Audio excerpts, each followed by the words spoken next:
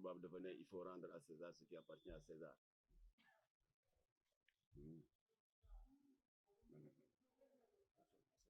ma bëggoon nag jëmm ji loolu tubaab yi di wax standing ovation na ngeen ko tàcc ndax lii yëpp ci la ko ñu ko moom su ko neexoon def comme ay moroma di tambaambaalu ci bureau yi di wuti audience ak lijjanti xarum tabaski xam nga fi ma ne salle d'audience ministre yaa ngi fees del waaye moom dépense su këram lay jël di ko dugal ci xeex bi am na yoo xam ne mënu ko waxal boppam moo tax man ma dog suma soxla yépp ma ne comme que li may xeex moom lay xeex parce que ñun dañu waroon def conférence de presse comme que ñun li ñuy xeex moom lay xeex il faut ñu éviter une dispersion des forces moo tax Jamra ñëw tëral teg programme si suuf ñëw adhéré ci programme naka la kuréel bi tudd rappel à l'ordre loolu rek la kon Abdou Karim cant ak ngërëm ñeel na la yal na yàlla sàmm yàlla aar la lafal la cat musal la ci pexey noonu ndax lii ngay def bu fi Cheikh Amadou Bamba ne woon loolu lay def bu fi Seydi Hadji Malick nekkoon loolu lay def Cheikh al Islam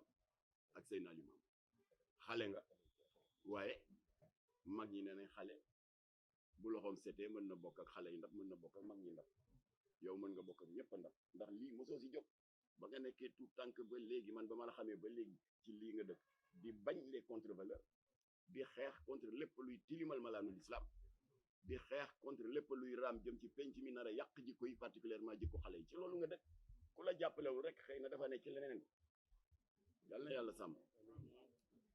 Abdou Karim wax na leen ko sànq sama retard dara waralu ko rek parce que du teggin yéen ni seen jot xatee yéen presse bi ñu jox leen rendez-vous 15 heures man may ñëw 16 heures passé du teggin moo taxoon sànq dañ jokkoo téléphone ma ne ko balaa maa egg ci yow na nga ma jiitu jébbal sama njéggal à la presse waaye ci liggéeyam laa nekkoon ci combat am parce que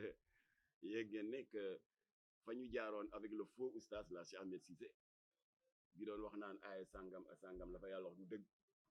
ak wax yu ñaaw yi mu waxoon ci jàkk yi nee nañ fay joxe préservatif maanaam jumtuwaay njaalookat yi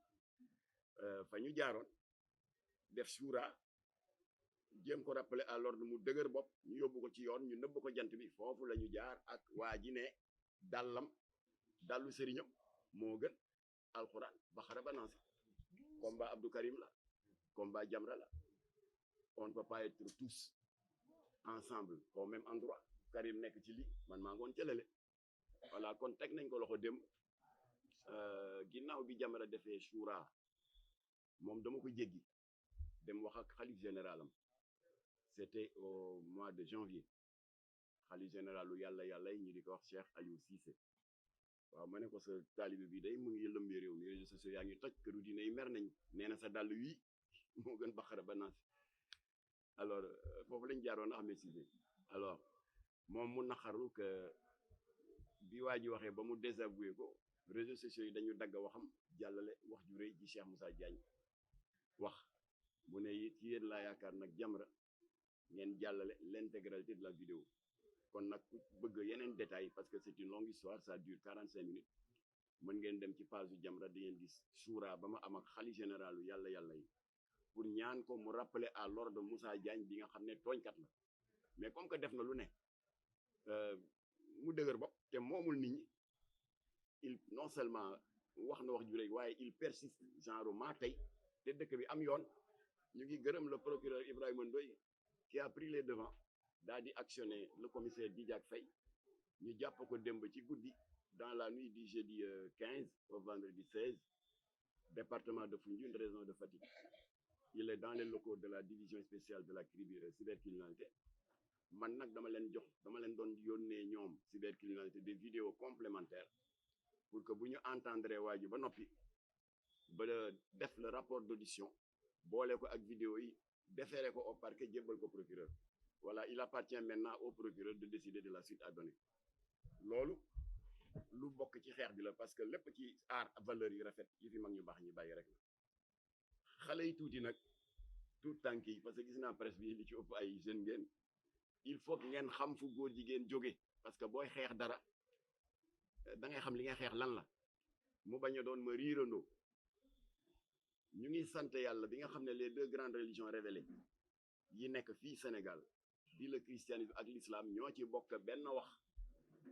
boo demee ci injiil bi yonent yàlla Insa muy li suñu mbokku catholique yi tuddee la Bible nañu ko nettalee benn la mooy la malédiction de Sodome et Gomorrhe boo demee ci alxuraanul karim di sukkandikukaay de la majorité des croyants na ko Bible ba nettalee noonu la ko nettalee amul différence moom la ñuy tuddee alaku askanu Lóot askanu Lóot lan la il vivait dans la prospérité comme ni Europe mel tey à l'attention des intellectuels yi naan waa yéen Jamra ak nitu dëgg yéen a ngi xeex ngóor jigéen Europe a ngi nii góor jigéen baa nga ne fàng te pourtant ils sont prospères ils ont de l'argent ils ont de l'économie askanu Lóot kenn gënu leen woon a prospère amoon nañu ay ressources minières am koom am lépp waaye nag ngóor jigéen nga nefal faax ci anam bu ñaaw dafa àndoon ak inceste ndax da ngay gis benn chef de canton benn chef de seen xeetu kuréel yooyu le di wujjee ak beneen moroomu chef de canton bu ñu dajee seen grand place dañ ko ne yow yaay ñàkk fayda yow yaa ngi ci benn faru góor rek nga am man am naa ñaar am naa ñett foofu la yëf yi tollu woon daan nga gis ko am doom bu góor mu dem ba nekk waxambaane 18 ans 20 ans dëgër te yaa ko jur de yaay baayam nga fexe ba doxaan ko def ko far muy double péché inceste parce que yaa ko jur ak ngóor jigéen ndax c'est deux personnes de même sexe loolu moo xewoon alxuraan di ko wax sa doom bible bi di ko wax Sodome et Gomorrhe loolu fa xewoon suñu borom subhaanahu wa taala nag soxorul buuru yërmande la ba dafa bokk sax ci 99 noom yi am na raxma raxiim yooyu yëpp yërmande la du jóg rek dal ci kaw aw askan ak lu ñuy jubadi day envoyé loolu tubaab di wax les signes avant-coureurs loolu la def dafa yónni benn yonentam bu ñuy wax yonent yàlla Ibrahima ñëw ci tënk ci gàttal ak ci waxin wax gaa di leen laaye biré la bonne parole lii ngeen nekkee baaxul kii moo yées ci comportement doomu aadama yàlla bind la nga nekk góor ni nga ne ko d'accorduma ba pare di jëfee tout le contraire ñu kokkali Ibrahima mission kale suñu borom ba tey ci yërmandeem doorul de mu yónni jarbaatu yonent yàlla Ibrahima mu di yonent yàlla Lóot tamit ñëw di wax di leen laa biire def leen attention amu leen droit cette belle création de l'être de Dieu mu di la créature humaine ngeen di ko pervertir di ko dugal ci loo xam ne taxul yàlla sàkk ko ñu kokkali Lóot toog entre parenthèses c'est un des rares moments de l'histoire biblique et coranique boo xam ne yàlla dafa yónni ñaari yonent ñu bokk jamono parce que danger wu situation bi moo ko laajoon mbon nga peuple Lóot bonoon moo ko laajoon muy Ibrahima ak jarbaatam Lóot ñoo bokk jamono yàlla yónni leen ki kay buur bu am yërmande la ba ñu kokkalee yonent yàlla Lóot suñu borom ne danaa leen dox une dernière chance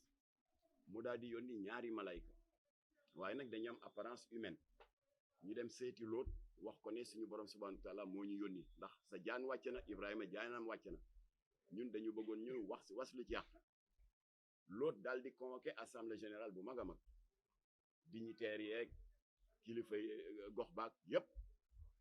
mu ne leen ñii suñu borom subhanahu moo leen yónni dañu am apparence humaine waaye ñu nga jóge ca leer yu kawe commencé nag di leen yeesalaat li suñu borom mere askanu Lóot waaye li Lóot di wax yépp ci premier sàppe bi am na ñaari kilifa yoo xam ne dégluñu ko sax seen bët yi ñu ngi ko ne bàcc ci ñaari malaaka yi dëgg la ay malaaka lañu dañu am apparence humaine waaye dañu rafet mignon ndax leeri kawe ya ñu jóge Lóot di wax rek jékki-jékki ñaar ñooñu mënatuñ ko muñ comme instinct animal jóg ne bëri riir wuti malaaka yi Lóot ne leen déet li ëpp naa def man am naa ñaari doom ay jànq lañu mësuñoo dugg ci néegu sëy ñii bu leen laal suñu borom a leen yónni man je suis prêt à sacrifier man yonent yàlla Lóot mes 2 filles ma jox leen te ngeen bàyyi ñii gars yi ne ko déedéet ñii rek daal di passer n'est-ce pas de la parole à l'acte immédiatement suñu borom jóg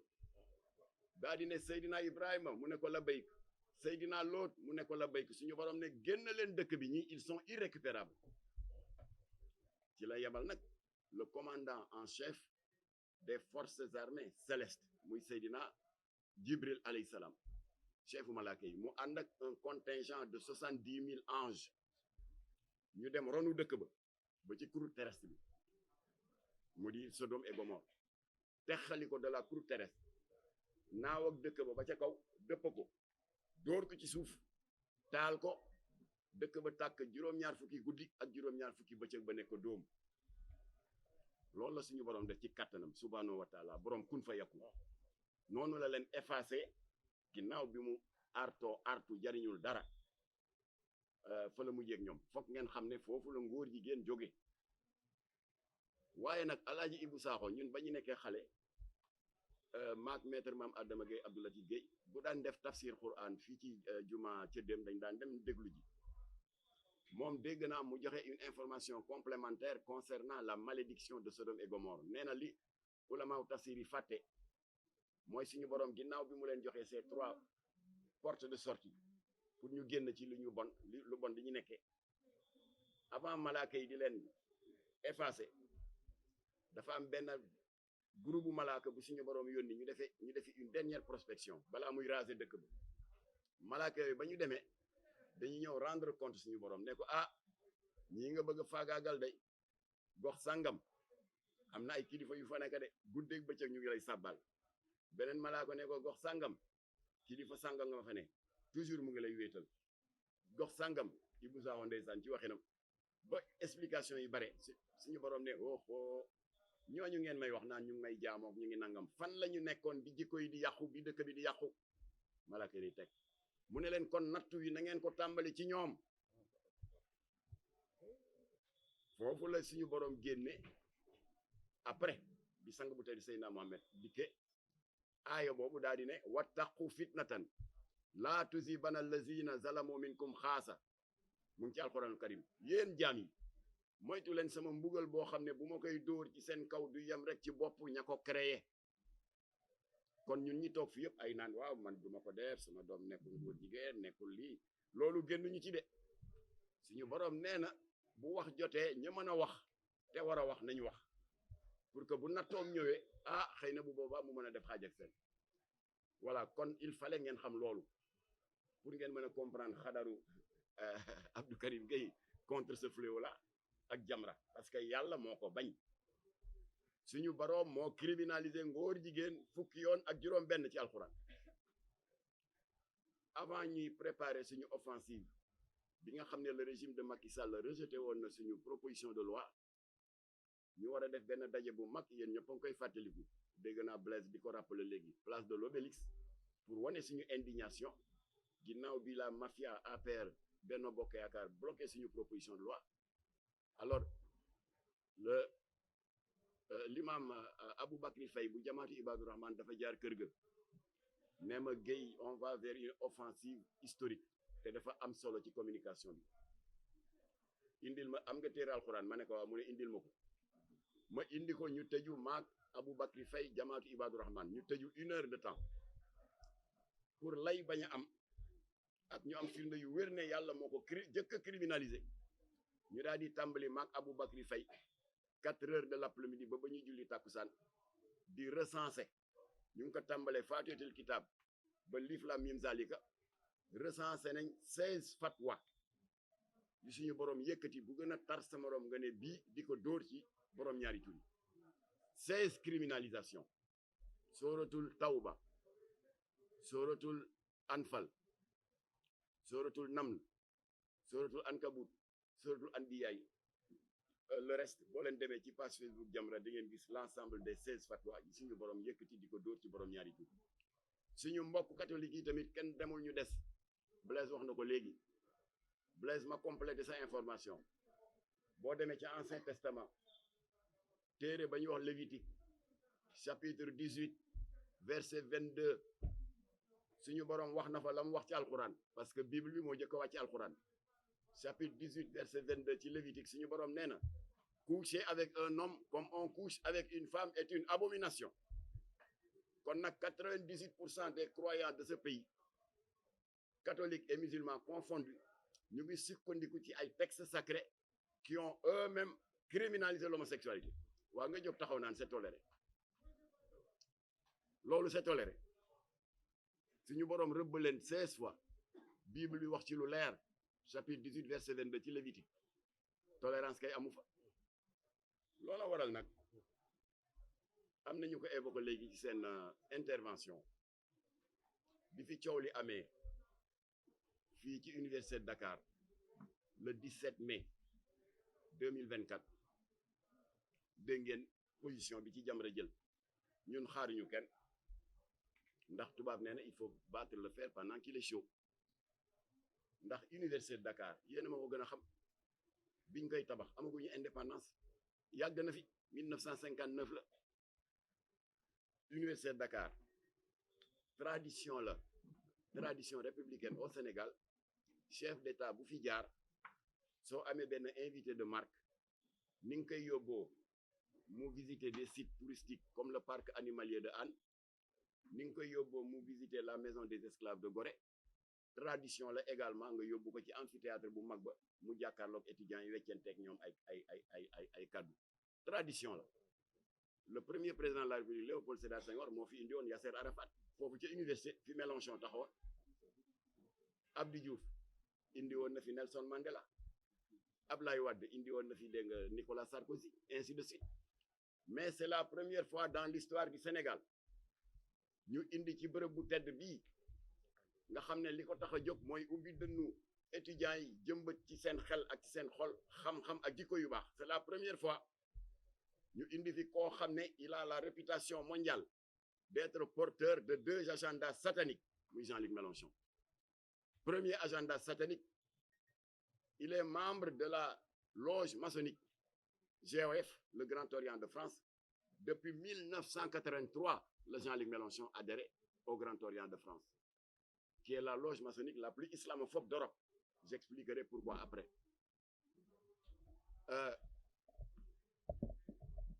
1983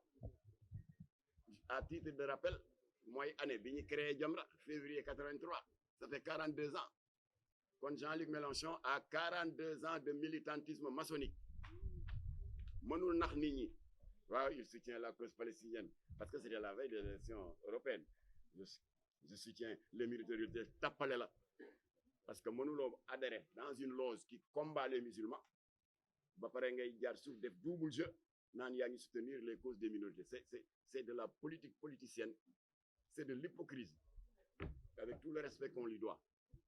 alors je disais il est porteur de cet agenda satanique en étant membre maa ngi dégg ay boy nekk ci réseaux sociaux yi daay ne waaye démissionné na woon en l'an 2000 ma ne ko kon taxul mu rëcc de admettons même l'an 2000 mu milité depuis 83 ba 2000 ñaata la 17 ans même bu dee loolu sax 17 ans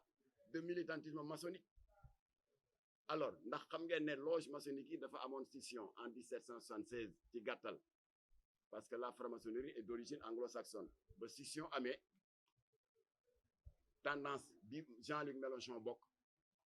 mooy tendance bi ëpp ay góor jigéen ak ay franc-maçon ñooñu ñoo tasaaroo ci àdduna bi une loge très puissante avec ses 50 000 membres et ses 12 000 loges réparties à travers le monde c'est la loge maçonnique la plus islamophobe ndax ñan ñooy bàkkoo ne interdiction du port du voile officialisé nañ ko léegi dans les établissements publics c'est le Grand Orient de France bi Jean-Luc Mélenchon bokk ñan ñooy bàkkoo ne ku bëgg a ñëw tabax jàkk en France communauté musulmane bu ñëw bëgg a déposer demande dañ lay laaj plan bi buñ ci gisee minaret ne la dindi ko wala duñ la ko autoriser kan moo koy bàkkoo les députés du Grand Orient de France bi Jean-Luc Mélenchon bokk ñan ñooy bàkkoo ne la loi Simone Veil qui autorise le yàq biir di avortement que ñoom ñoo fexe ba léegi mu nekk une loi officielle le Grand Orient de France bi Jean-Luc Mélenchon bokk buñ fi nekkoon di lim ñaaw teefu ce Grand Orient de France qui est une loge maçonnique la plus satanique duñ fi jóg seen ñaawteef bi gën a ñaaw nag c'est le 17 mai 2013 Grand Orient de France dont Jean-Luc Mélenchon ñooy bàkku ne ñoo wañaar loxo François Hollande le président de la République ba obligé ko mu promulguer la loi du 17 mai 2013 qui légalise le mariage qu'ils appellent pudiquement et di si diw confiture le mariage pour tous c'est-à-dire le mariage góor jigéen loolu Jamra waxoon na ko avant Jean-Luc Mélenchon di ñëw le 10 avril Mélenchon daal di ñëw le 17 mai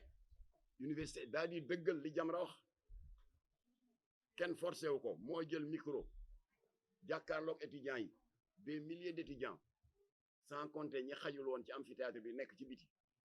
mu ne leen mes chers étudiants savez-vous que j'ai été le premier législateur français à avoir introduit un texte de loi allant dans le sens de la légalisation du mariage homosexuel kan moo ko wax daf di Abdou Karim daf di Jamra moo ko wax loola waral nag may wax boos yi cëppi-cëppi ci réseaux sociaux yi seen mu sell mi juum na waru foon invité Jean-Luc Mélenchon je sais que bi ko Sonko di invité il était animé de bonne foi mais la réalité est là invité na fi koo xam ne c'est l'incarnation de deux agendas sataniques kilifa la ci franc-maçon yi te franc-maçon yi boobu bugguñu diine te porte drapeau la ñiy propagande l'idéologie LGBT te boobu moom tubaab nee na l'aveu est la reine des preuves moo jël parole waxal ko boppam kon nag cet argument là consistant à dire que waaw xanaa waa nitu dëgg ak waa Jamra dégguñu français pourtant Sonko tontu na Jean-Luc Mélenchon nee na ko bu Occident continuer di ñu bëgg a imposer ses contre-valeurs mën na indi casus belli xanaa jàngu leen tubaab xanaa jàngu leen français d'abord casus belli c'est pas français c'est une expression latine mu ngay tekki jubóodiku bu tar bu mujje si dogo wala si jàmmarloo loolu mooy casus belli jubóodiku boo xam ne dafa dem ba tar ba mujje si jàmmarloo waaye suñu wax daal mooy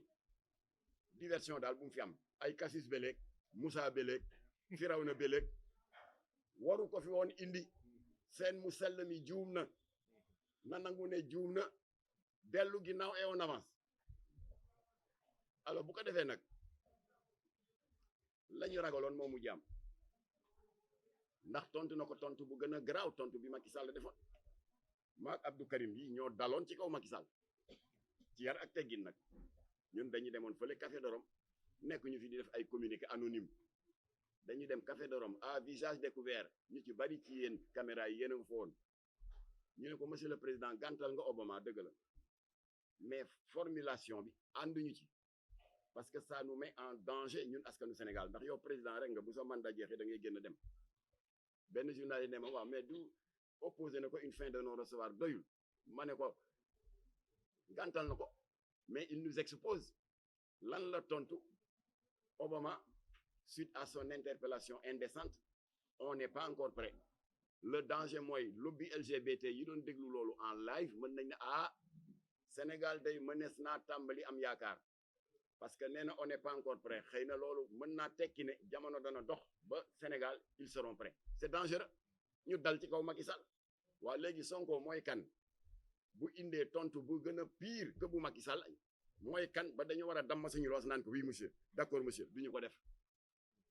kon nag c'est toléré bi nga wax monsieur Sonko c'est 10 000 fois plus grave li Macky Sall wax la preuve et c'est pas un hasard ba nga ne c'est toléré rek ci la lu mësul am Sénégal am fi ndax góor jigéen ñi dañ daan faral di nëbbu ñoom Karim intervenir nañu ci moo ko Imam Mbaye Niang ak Oustaz Aliou Sall le mariage homosexuel ba amoon mbaaw waaye dañ ko doon nëbb am na ay lesbiennes yi ñuy jàppoon fii à Thiaroye Léona waaye dañ ko doon nëbb waaw ak ñu jàppoon fële ca Kaolack ñu clandestinement ñuy takk ay sëy dans l'école Ibrahima Diouf de Kaolack mais dañ ko doon nëbb ak ñaari góor jigéen yi ñu jàppoon dans la nuit du 22 au 23 grande mosquée ak suñu borom nu mu fonkee ce lieu de culte ba daf ko wutal bakk dans suratul jinni nee na wa anal masajida lillahi jàkk yi mooy sama néeg ñu bett fa dans la nuit du 22 au 23 à 3 heures du matin ñaari góor jigéen ñuy njaaloo ci jàkk ji waaye dañ doon nëbbatu rek bett nañ leen mais c'est la première fois góor jigéen boo xam ne dès sa descente d'avion mu dugg ci benn yango yore téléphone am di selfie di ñu bokkali je suis au Sénégal les gars waxul ak ñun de dégg naa ko wax léegi mu nga wax ak ña ca biti mu ngi leen di wan ne c'est toléré la voie est libre moo tax c'est toléré bi tax na góor jigéen yi ñu ngi màbb di ñëw fii te duñ ko nangu góor jigéen yaa ngi màbb di ñëw fii di occuper la Petite Côte Ngaparou ak Gorée te ils ont un programme malheureusement Ababacar Mboup dafa amee une infection ci gencive bi waaye bu ñëwoon expliquer leen programme bi nga xam ne waa ji ngeen gis ci télé bi moom la yore te nëbba leen ko moom lijjanti na ba am ko programme la ñu am fii ci Sénégal et ça ne peut pas passer moo tax nag li fi sës léegi mooy ay jëf jalon bu njëkk bi mooy bii y a un front qui est créé rappel à l'ordre boo xam ne diaboliser wuñu kenn stigmatiser wuñu kenn dafa am ay autorité yoo xam ne kuréel yi xeex contre ngóor jigéen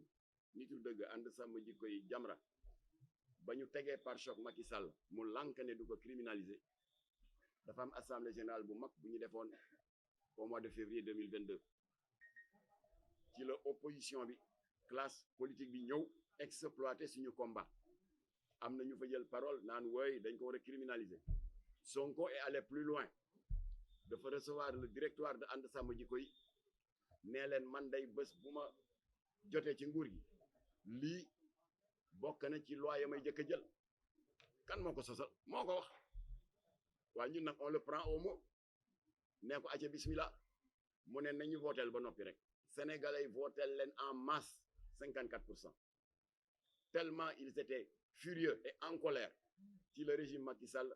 rejeté suñu proposition de loi ba dañu fal koo xam ne sax xamuñu ko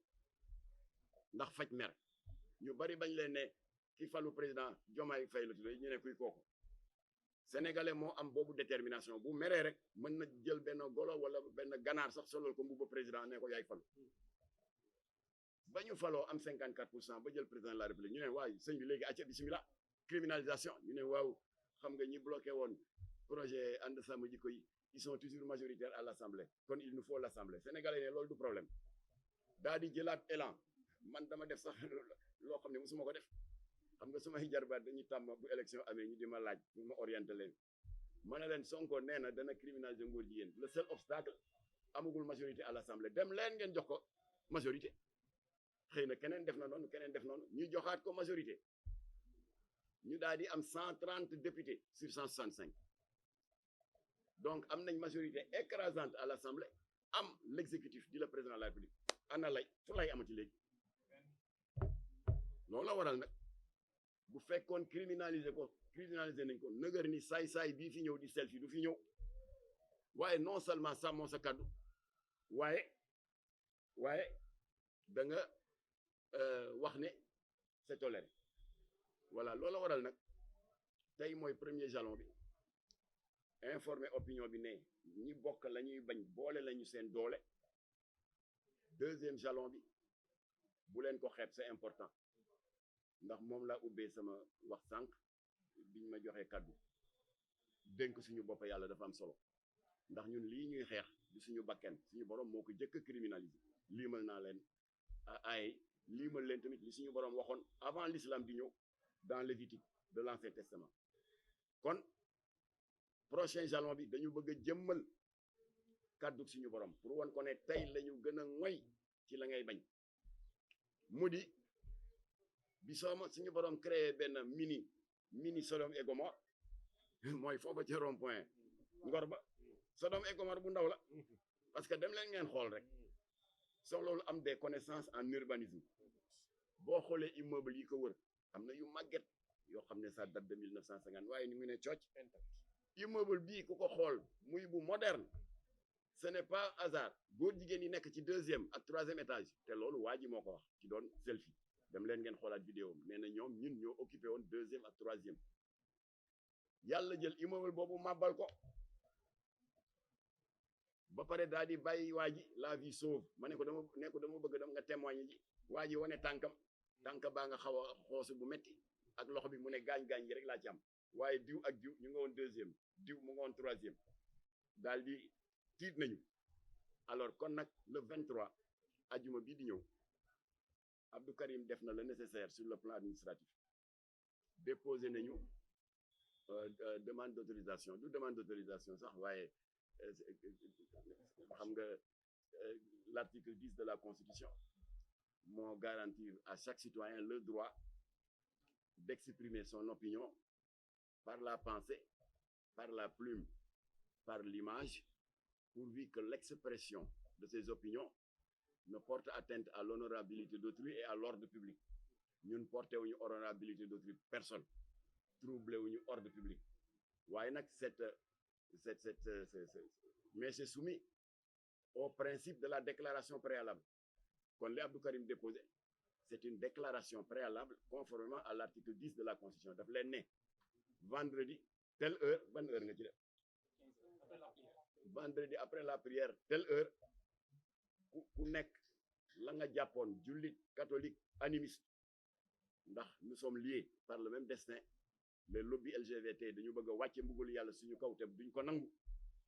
alors ku ci nekk na nga ñëw ku am bible bu la neexee nga indi ku am téere alxuraan bu la neexee nga indi ñu taxaw ci kanamu immeuble bi du ay discours du ay coow. c'est un moment de silence, de prière, de recueillement, mais de repentir.